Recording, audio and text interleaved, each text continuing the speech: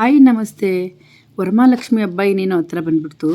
ಎಲ್ಲರ ಮನೆಯಲ್ಲೂ ರವೆ ಉಂಡೆ ಮಾಡಬೇಕು ಅಲ್ವಾ? ಈ ಥರ ಮಾಡಿ 15 ದಿವಸ ಆದ್ರೂ ಹಾಳಾಗಲ್ಲ, ಸ್ವಲ್ಪನೂ ಕೂಡ ಗಟ್ಟಿಯಾಗಲ್ಲ. ಅದೇ ಸಾಫ್ಟ್ನೆಸ್ಸು ಹಂಗೆ ಇರುತ್ತೆ. ತುಂಬ ರುಚಿಕರ ಆಗುತ್ತೆ. ಮಕ್ಳಿಗೂ ಕೂಡ ತುಂಬಾ ಇಷ್ಟ ಆಗುತ್ತೆ. ಒಂದು ದಪ್ಪ ತಳದ ಪಾತ್ರೆ ತಗೊಂಡು ಅದಕ್ಕೆ ಒಂದು ದೊಡ್ಡ ಸ್ಪೂನಲ್ಲಿ 1 ಸ್ಪೂನಷ್ಟು ತುಪ್ಪ ಹಾಕ್ಕೊಂಡು ಡ್ರೈ ಫ್ರೂಟ್ಸ್ಗಳನ್ನು ನಾನು ಫ್ರೈ ಮಾಡಿ ಎತ್ತಿಟ್ಕೊಂಡ್ಬಿಟ್ಟಿದ್ದೀನಿ. ಅದೇ ತುಪ್ಪಕ್ಕೆ ಇವಾಗ 1 ಕಪ್ಪಷ್ಟು ರವೆನ ಹಾಕ್ಕೊಂಡಿದ್ದೀನಿ. ಇದು ಬಂದು ಮೀಡಿಯಮ್ ರವೆ, ಸಣ್ಣ ರವೆನೂ ಅಲ್ಲ, ದಪ್ಪ ರವೆನೂ ಅಲ್ಲ, ಮೀಡಿಯಮ್ ರವೆ ಹಾಕ್ಕೊಂಡು ಸಣ್ಣ ಉರಿ ಮಾಡಿಕೊಂಡು ಚೆನ್ನಾಗಿ ಫ್ರೈ ಮಾಡ್ಕೋಬೇಕು. ರವೆನ ಗಮ್ಮನ್ನವರೆಗೆ ಫ್ರೈ ಮಾಡ್ಕೋಬೇಕು. ರವೆ ಚೆನ್ನಾಗಿ ಫ್ರೈ ಆದಮೇಲೆ ಇದಕ್ಕೆ 1.5 ಕಪ್ಪಷ್ಟು, ದೊಡ್ಡ ಕಪ್ಪಲ್ಲಿ ಹಾಕಿದ್ದೀನಿ ನಾನು ಕೊಬ್ಬರಿನ. ಇದಕ್ಕೆ ತೆಂಗಿನ ನೀರು ಕಾಯಿ ಇರುತ್ತಲ್ಲ ಅದನ್ನು ಹಾಕ್ಕೊಂಡಿದ್ದೀನಿ, ಸ್ವಲ್ಪ ಕೊಬ್ಬರಿನೂ ಹಾಕ್ಕೊಂಡಿದ್ದೀನಿ. ನೀವು ನೀರು ಕಾಯಲ್ಲೇ ಬೇಕಾದರೂ ಮಾಡ್ಬೋದು, ಇಲ್ಲ ಬರೀ ಕೊಬ್ಬರಿಲೇ ಬೇಕಾದರೂ ಮಾಡ್ಬೋದು. ಸ್ವಲ್ಪ ನೀರು ಕಾಯಿನೂ ನಾನು ಹಾಕ್ಕೊಂಡಿದ್ದೀನಿ ಟೇಸ್ಟ್ಗೆ ಅಂತ.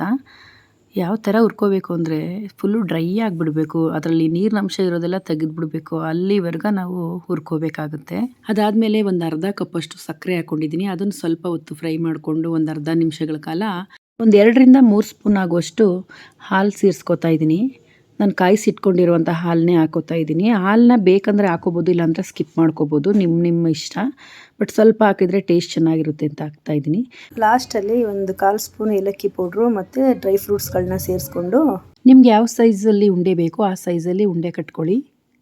ನೀವು 15 ದಿವಸ ಆರಾಮಾಗಿ ಇಟ್ಕೊಳ್ಳಿ. ಈ ಉಂಡೆ ಏನೇನೂ ಆಗಲ್ಲ, ಯಾಕೆಂದರೆ ನಾವು ಮಾಡೋ ವಿಧಾನ ಕರೆಕ್ಟಾಗಿರಬೇಕು. ಉರಿಬೇಕಾದ್ರೆ ರವೆನ ಮತ್ತು ಕೊಬ್ಬರಿನ ಚೆನ್ನಾಗಿ ಹುರ್ಕೊಂಡಿರಬೇಕು.